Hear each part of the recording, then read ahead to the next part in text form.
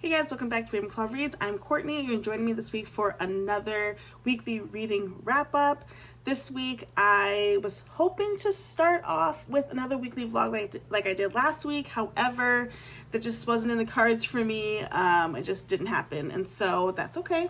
I got 3 books done this week. I read one Babysitters Club book, I read a thriller, and I read a literary fiction. So I want to share my thoughts on those books, and then I am going to tell you what I'm reading as I enter the new week. So the first book that I read was Home is Where the Bodies Are. This book is by Geneva Rose. This book, I believe I talked about in the last weekly vlog, so if you didn't see that, go ahead and check that out. But this book I had seen at Barnes & Noble. It was in a very special edition. It is a book that goes back in time into the 90s. And so the whole book cover is, it looks like a VHS tape. I'll pop the picture here. But I read it on my Kindle because the book version, I'm guessing it was probably like $30 or something, because it was just giving that kind of that vibe. There wasn't a price on it at Barnes & Noble, which is weird. But I ended up getting it on Kindle for $5.99. And this book follows 3 siblings who have not been together for a while, but their mother passes away. And the oldest sibling, is Beth. And she had been taking care of her mom while her mom was sick and on hospice, and was with her mom when her mom passed away. While her mom was sick, she reached out to her brother. What's his name again? Michael. He's the youngest and probably the most successful out of the siblings. And then she also contacted Nicole, the middle sibling, who is on her journey of recovery and from drugs. And so they all collectively come back to the family home.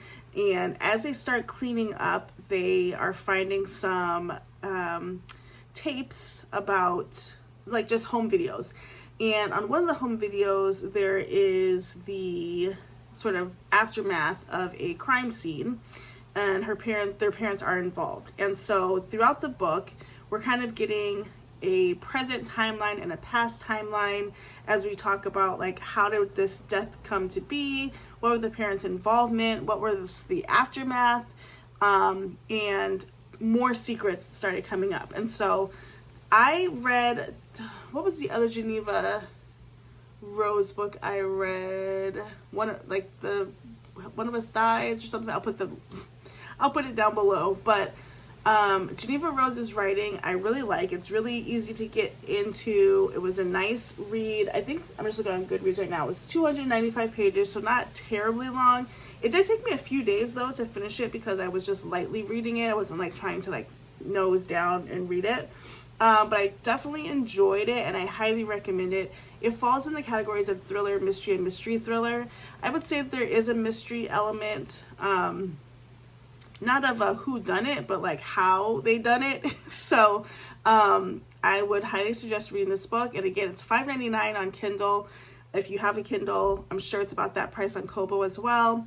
Or you could buy it in store for the unnamed price that Barnes & Noble has decided on. Next, after that, I wanted to read something a little bit lighter, so I went to Babysitters Club book number 38. I'm trying to think. Okay, I read Dawn and the Older Boy. I finished up the Island Adventure. Yeah, so this is 38. And this is Christie's Secret Admirer. This is a reread for me. If you've been following my channel, you know that I am rereading all of the Babysitters Club books from my childhood in order. In publication order, including the super specials, but not including the mysteries. And I'm on 38 right now. And I actually read Christie's Mystery Admirer about 2 years ago, and gave it 2 stars. I reread it and I finished it yesterday. It was just like a one-day read while I was reading my other book. And I ended up giving it 5 stars. I actually thought it was really cute in rereading it. This book follows Christy, who at this point has pretty much named that she has a crush on Bart. And Bart is a boy that goes to the private school with her neighbor Shannon. And they know each other because they each coach a little league team. And they've kind of had some friendly, like, 8th grade flirtation. But suddenly Christy starts getting all of these secret notes people suspect it's from Bart, but then the notes start getting more and more weird, and so they try to figure out who's writing the notes, what's the purpose, and should they be in danger or not. So I found that really enjoyable. Christy is not my favorite, but sometimes when I read books like this, she has like a redemption arc, and so that's good for her. And I was not bored by the book. I actually thought it was really endearing. And so I did like that one. So that one got 5 stars, which is a step up from what I last gave it. The last book that I read this week, I actually just finished it, and it's called Real Americans by Rachel Kong. I hope I'm saying that right. I picked this book up maybe about 3 or 4 weeks ago from Barnes & Noble. This was a Book of the Month Club pick for May, I want to say, but it was not my pick. I ended up picking the Christina Lauren, which I will get back to. But I picked this one up because my coworker, who also is a reader, told me she made it her May book of the month, and after reading like the synopsis, I was really into it. And it had this very beautiful addition to it, so you can't beat that. But this book is an intergenerational tale of Lily Chen and the Chen family, as well as the Meyer family. And we start out in part 1 with Lily sort of going through her life on how she met and fell in love with the man that is the father of her child. They come from kind of 2 different worlds. She was kind of like Chinese American. Her parents did immigrate from China. However, they did not bring over any Chinese traditions or culture to Lily. They were really trying to Americanize Lily and just live up to whatever thought they had on that. They didn't speak Chinese or Mandarin to her. They did not have accents themselves. They were scientists. And so as she gets older, she starts meeting some other Asian Americans and starting to like sort of explore that. However, she meets a guy who is the nephew of her boss at this big like magazine firm or some type of company. And they hit it off reluctantly. They kind of date for a little bit, then they break up, then they come back together, and they have like insta love. She kind of gets wrapped up into his family. His name is Matthew. She gets wrapped up into his family and meets them, and gets engaged. Her parents are fully against it, although not vocal. They're very much showing it in their actions. They don't really speak a lot to Matthew's parents, and come to find out there's a connection between Matthew's parents and Lily's parents. In part 2, we go to her son's perspective about 16 years later, and we follow her son over the next like 6 or 7 years of trying to figure out who his father is, and trying to like get into college and like start that life.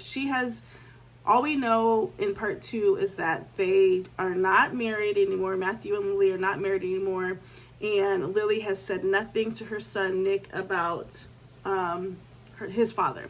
So Nick's curious. He does a DNA test, finds out who the father is. They start getting communication.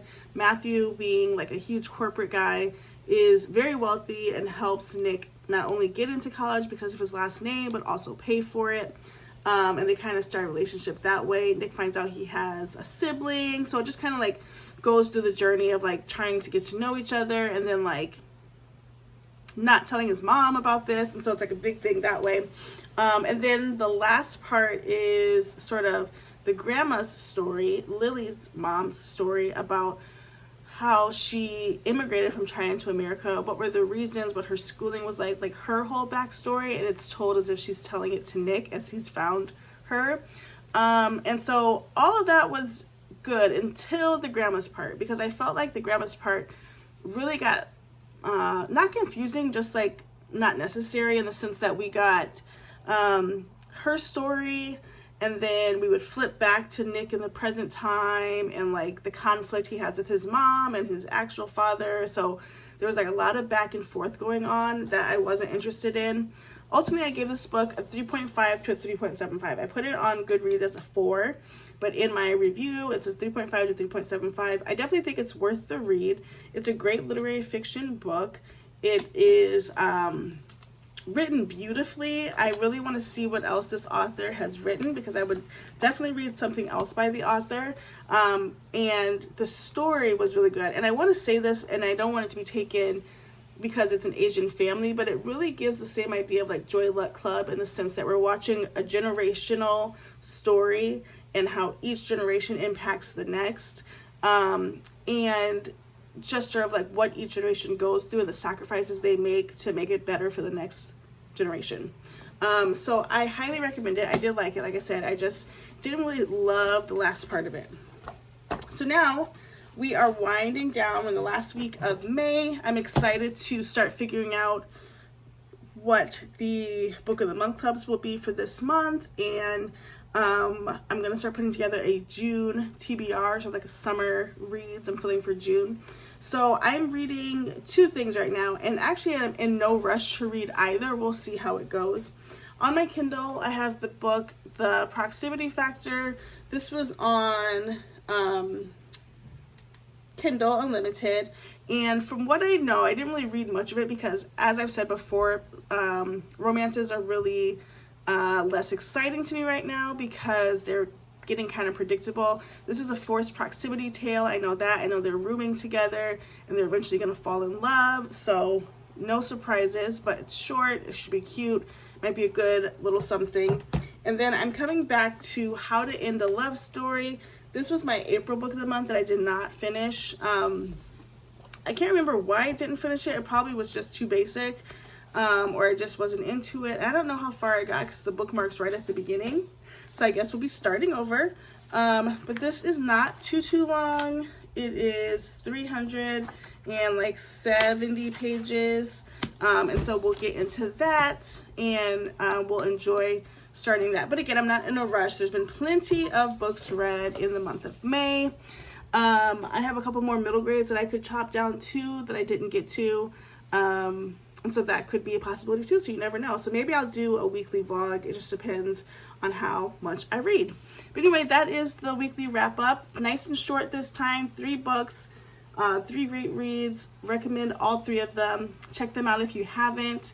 As always, thank you so much for watching. Don't forget to check out my last video from last week. Also, don't forget to like, comment, and subscribe. Thank you again to all my subscribers and for tuning in. Don't forget to comment. I love responding to your comments, and we will see you in the next video. Bye, guys.